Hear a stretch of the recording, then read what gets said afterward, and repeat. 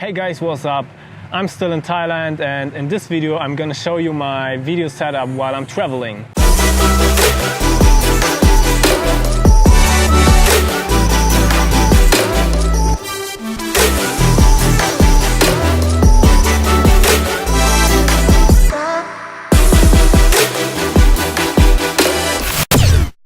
I traveled quite a lot the last couple of years, and it is always a hard decision what kind of gear I take with me and what is just nice to have. So of course it is nice to have to bring a big heavy cinecam, gimbals and other accessoires with you, but is it really worth it? In my opinion, not really. The main video camera I'm using while traveling is the Sony a6300. For me it's the perfect cam, as I can do slow motion up to 120 frames per second in 1080p and 30 frames per second in 4K. Even the autofocus is pretty good with an adapter for Canon lenses, and it got lock profiles which are pretty good for color correction in post. As lens I use the Canon Sigma 18 to 35mm 1.8 art lens, and also the Sigma MC11 adapter to mount it on a Sony. For me that is the perfect combination and has a really nice look on this camera. To mount the camera on any type of gimbal, tripod or whatever, I use the camera in a cage, because without this cage it is impossible to mount the camera on any quick release plate, because the lens is just too heavy and you don't have a flat bottom. Even if I film a lot of stuff handheld while I'm traveling, I also need a good gimbal or stabilizer to get moving shots. And for that I'm using the Zhiyun Crane 2. This is the perfect gimbal for my setup because the lens is quite heavy, and this gimbal has a maximum payload of 3.2 kilograms, which is perfect to balance my camera. I also really love the fact that it has a built-in tripod feed, which allows me to drop the gimbal almost everywhere, and it's also a nice gadget if you film time lapses.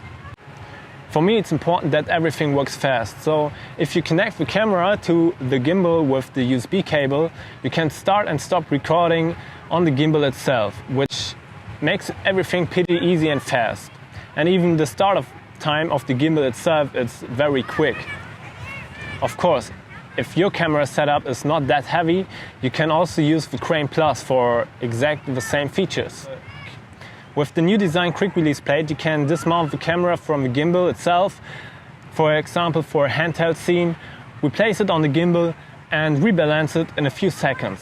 Last but not least, I have some variable ND filters on my lens, and that's finally everything I use. I think it's important to keep everything at home that you don't really need.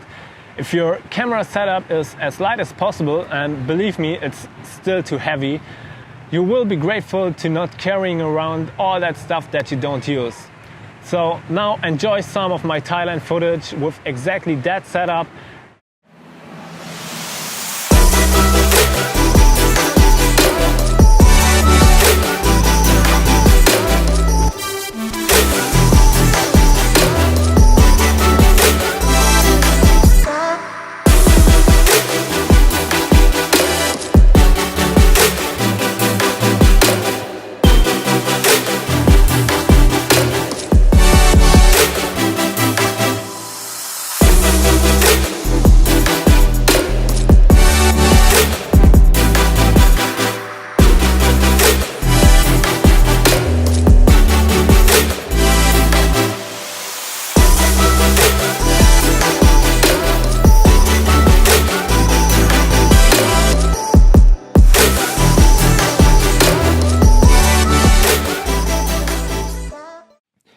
As you can see, I'm finally back home in Germany after traveling around Vietnam and Thailand for the last 2 months.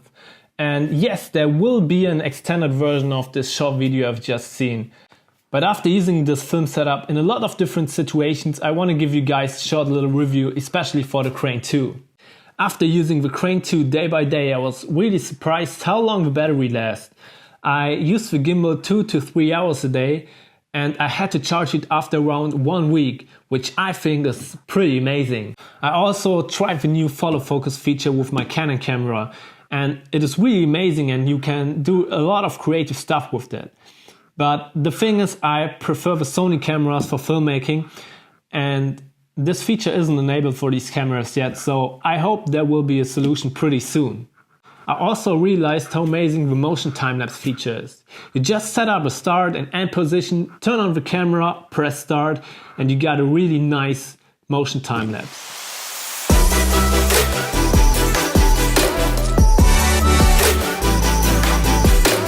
I really should try that feature before I came home.